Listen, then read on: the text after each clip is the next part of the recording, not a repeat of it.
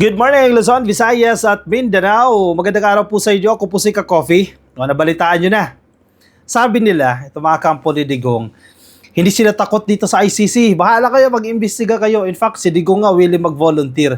Pero kung hindi kayo takot sa ICC, bakit nyo binabash ang mainstream media dahil nananahimik daw ito sa usapin ng ICC? Ayan o, may resibo Ka-Coffee. O sige, puntahan nyo sa Facebook page ni Harry Roque.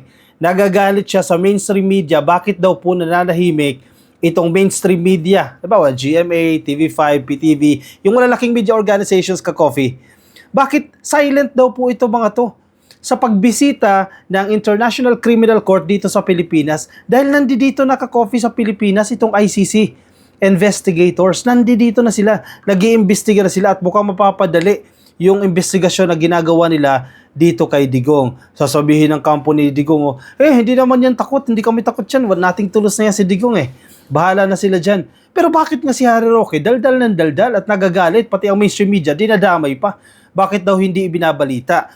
Ano ba yung nangyayari dito? Kasi may lumabas pong balita na nandito na po sa Pilipinas. Ako naniniwala ko, totoong nandito na sa Pilipinas, itong International Criminal Court. Ito, lumabas siya sa Manila Times ICC probe team already in the Philippines. Lumabas siyang Ka-Coffee noong nakarang araw. Nandito na po yan. Investigators of the International Criminal Court have been in the Philippines since October pa as part of the inquiry into the Philippines Tukhang, yung program ni Digong, yung Tukhang na yan. The presence of the investigators has not been officially confirmed by the ICC or the Philippine officials according po sa sources ng Manila Times. Malamang, alam naman kumpirmahin ng ICC yan. Siyempre, ang pagpunta nila dito, in a way, patago ito Ka-Coffee. Hindi nila pwede pangalandakan, parating na kami dyan sa Ninoy Aquino International Airport at magsasagawa na kami ng investigasyon. Hindi naman ganyan ang paraan yan. Kasi una, wala silang jurisdiction dito. Hindi pinagalitan sila ng government ng Pilipinas. Sinasabi naman yan ng kampo ni PBBM, pwede silang pumunta dito sa Pilipinas. Bumisita sila dito. Pero on their personal capacity, hindi para mag-imbestiga. Pero sabi ni PBBM din, kung willing naman si Digong magpa-imbestiga, bakit niya pipigilan yung ICC? Total, willing naman si Digong Diba? Sa hearing, sabi niya, bukas, simulan nyo na agad yung investigation. Yan paspas karipas, nandyan agad, andito na agad sa Pilipinas. Among the prominent members of the investigating team are ICC Senior Investigator William Rosato and Glenn Cala. Ayan, mga pangalan na yan, Ka-Coffee. Reports indicate that Rosato, who arrived at the Ninoy Aquino International Airport on October 19 on Malaysian Airlines MH804, was accompanied by Maya Bracken, an American interpreter. Halok, grabe kompleto itong detalye Ka-Coffee Kaya pala si Maharlika may kopya pa ng passport. Sabi ni Harry Roque, may kopya pa si Maharlika ng passport nitong mga to. Paano nakakuha ng mga yan? Paano nila nakuha yung mga passport na yan?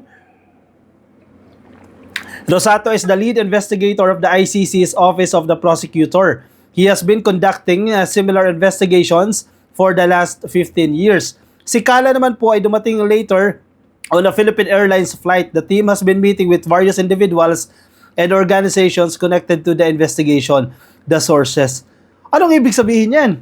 Nakikipag-meeting daw po ito sa mga taong may kaugnayan dito sa isinasagawang investigasyon.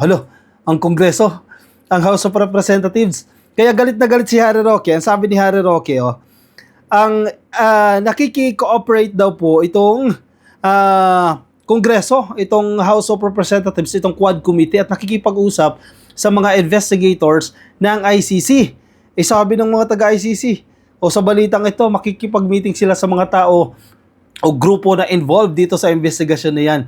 Kaya galit na galit itong kampo ni Digong. Itong si Harry Roque galit na galit. Basahin natin itong post niya. Bago lang ito Ka-Coffee itong post niya Sabi niya, while commercial mainstream media is silent about the ICC investigator's secret visit to House Speaker Martin Romualdez, nagkita na sila.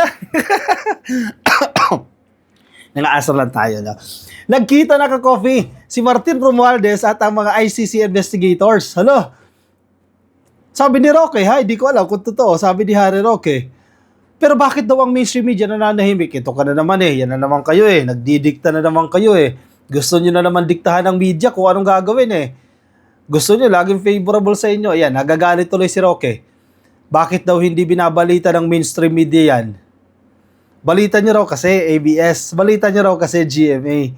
While commercial mainstream media is silent about the ICC's investigators' secret visit to House Speaker Martin Romualdez and their stay in a posh hotel reportedly owned by a Romualdez minion.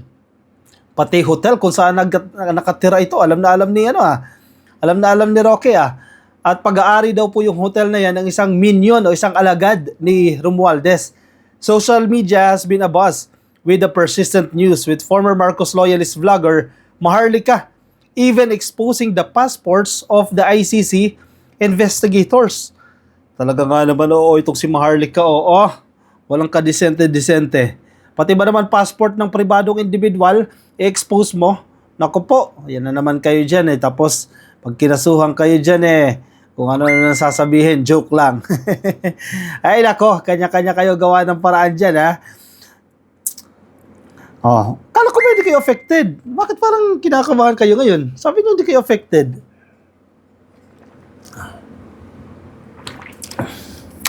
Hindi daw sila affected. Pero bakit nagagalit sa media? Bakit nananahimik daw ang media? Sources said the team would hold several meetings with individuals at Midas Hotel. Ayan na, pinangalanan na Midas Hotel dyan po sa Pasay. One of them is Edward Israel, a person whose full identity and role in the investigation remain unclear. Sino siya? Wala tayong pakialam dyan. Hindi naman tayo si Maharlika at si Roque ng pakalamero The ICC inquiry, which focuses on possible mga human rights violations at ng EJK sa panahon ni Digong, was launched in 2021 after the Philippines withdrew from the Rome Statute. It centers around allegations of EJK at kung ano pa pong mga kaso na pinaggagawa ng administrasyon ni Digong. Even si Digong, aminado din naman siya na siya ay talagang inuutos niya yan at kaya nga sinasabi niya siya ang accountable dito sa mga bagay-bagay na yan. Yung mga nagawa nito mga pulisya dahil sa kanyang polisiya, ano daw po siya dyan, accountable daw po siya dyan, siya lang daw ang accountable dyan. Ang problema, boka-boka lang. Sa totoong buhay, hindi. Pinabayaan na yung mga pulis na natanggal sa serbisyo, mga pulis na nakulong dahil sa kanyang polisiya. Ayan maraming kabado Pero si PBBM, kahit pa ikot-ikutin siya ng media, di ba, one time, tinanong siya, in-interview siya ng media, sabi niya, nagbago na ba yung stand ng Pilipinas pagdating sa usapin ng ICC? Sabi ni PBBM, no, hindi pa rin nagbabago. Kung ano yung pagtayo o kung ano yung paninindigan ng Pilipinas patungkol dito sa ICC, hindi pa rin po yan napapalitan. Naninindigan pa rin po yan na ang ICC ay walang jurisdiction dito sa Pilipinas dahil gumagana ang justice system dito sa Pilipinas. Pero ka-coffee, kung interesado si Digong na makipag-cooperate dito sa ICC and base sa recent hearing dyan sa House of Representatives, interesado siya. Sabi niya mismo yan, interesado siya at gusto niya mabilisan na itong investigasyon na yan dahil malapit na siyang mamatay. Interesado siya, sabi ni PBBM, kung interesado siya, bakit namin pipigilan ang ICC? Bakit namin pipigilan si Digong, di ba? Wala na kami pakialam sa kanya. Total, siya naman ang nagsabi, interesado siya Sa usapin ng pag-issue ng warrant of arrest, tutulong ba ang Pilipinas? Kung sa ICC, hindi. Pero kung sa Interpol, sabi ni PBBM, obligated tayo. May tungkulin tayo, may pananagutan tayo sa Interpol at tutulong tayo dyan. Yun, ang route. Kaya siguro nagmamadali itong ICC. Dito pa kaya sa Pilipinas yan? O nakalabas na? Ay, panic Panic is organic. Ano ba yun? Yung ba yung kasabihan na yun? Don't panic! Bakit kayo nagpapanik, Harry Roque? Huwag ka naman damay. Awayin nyo ang ICC. Awayin nyo ang grupo ni Trillanes. Huwag nyo awayin ang mainstream media. Bakit daw nananahimik ang mainstream media? Pakialam mo ba? May kanya-kanya silang sinusunod na boss. Diba? May anggulo silang sinusundan. Huwag mong pakialaman kung anong gagawin nitong mga miyembro ng media. Diba? Yan kayo hindi nyo lang gugustuhan yung ginagawa nila, kaya sige, galit kayo sa mainstream media. Siya, sige. Anong masasabi nyo, ka-coffee? I-comment ang inyong opinion, ang inyong reaction dyan sa ating comment section para mabasa po yan ng iba nating mga ka-coffee. Kung nasa Facebook po kayo, ka-coffee, pasuyo na lang ka-coffee ha. Please like and follow sa Facebook. Kung nasa YouTube naman po kayo, please click lang po na subscribe na dyan po sa baba at hit nyo na rin po yung notification icon para updated po kayo sa ating mga bagong upload. O siya, kung magpapaalam po na sa inyo, maraming salamat po sa mga sumama. Ingat po kayo, nasan man po kayong panig ng daigdig at ang kapitayon ka-coffee. Bye-bye!